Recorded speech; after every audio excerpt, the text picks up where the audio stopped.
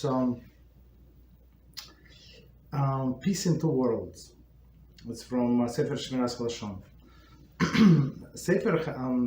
Sefer Malos Hamidos, number 24, states, how damages in strife, it can imperil one's very life. It was the feud between the shepherds of Abraham and shepherds of Lot that caused Lot to move away from Abraham and settle Sodom, where they almost perished along with the rest of the Sodomites. So it's very interesting, right? So he said, how is damaging a strife? So the story about it can endanger somebody's life, not directly from the strife, but the consequences of the strife. And very interesting story is told about Abraham. So Abraham and Lot, of course, Lot was blessed because of the Abraham, and he got a lot of animals, herds, right? And at one point they start arguing. The shepherds of the Abraham start arguing with the shepherds of Lot, and they decided to separate.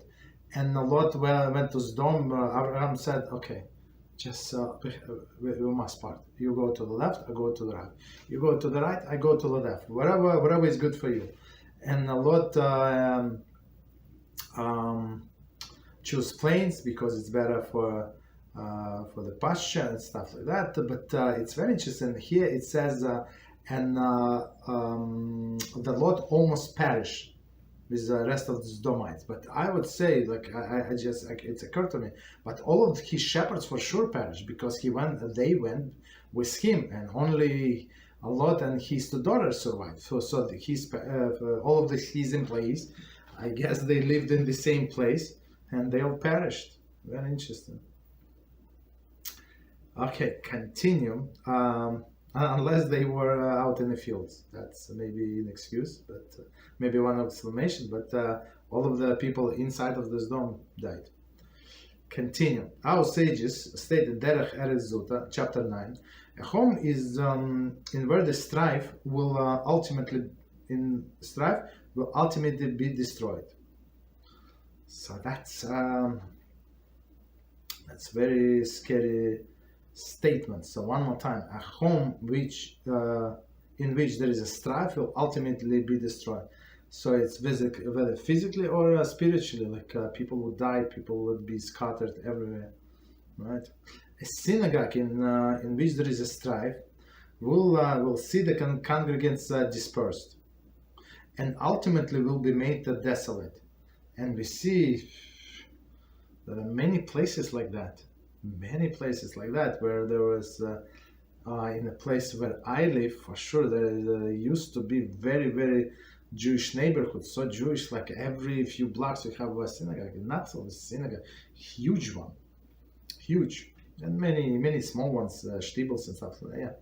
So, but people they were competing with each other. That's what happened.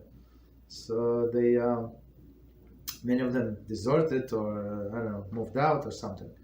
It's very interesting, right? So why? Because of the strife.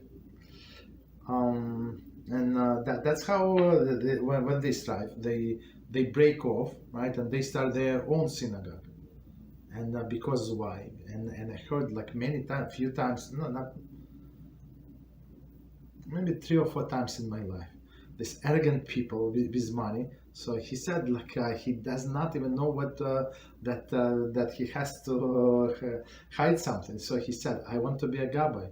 In order for him to be a gabbai and decide who is going to the Torah, who is not going to the Torah, and make all of the announcement. So he's and have the rabbi as his papi. He's ready to put a lot of money on mine, right? To build a new synagogue, to build a new community, or suck people from the same community to his place because of the arrogance. And usually they not the most God-fearing people, exactly opposite, unfortunately. But that's the arrogance. 2 Torah scholars in a single city, or 2 rabbinical courts in a single city, who feud with one another, the end will be death. Okay, so two Torah scholars in one city. So today, I'm not sure, maybe some smaller city, it's only two Torah scholars. In bigger city, there are much more. Do they fight? I don't know. I think they simply don't talk. Okay, so continue. Moreover, strife between rabbinical courts bring distraction to the world. So usually today, these rabbinical courts, they are like very independent. Right. So me personally, I never heard about strife in rabbinical courts because one does not accept another. That's it. So we're in this neighborhood. You're in that neighborhood. You're Sephardi, I'm Ashkenazi. I'm Hasidish this or I'm Hasidish that. So whatever you decide has no effect on me. So we don't accept your decision to begin with. Right. And so in olden days when okay, so they're talking about there are two rabbinical courts, and they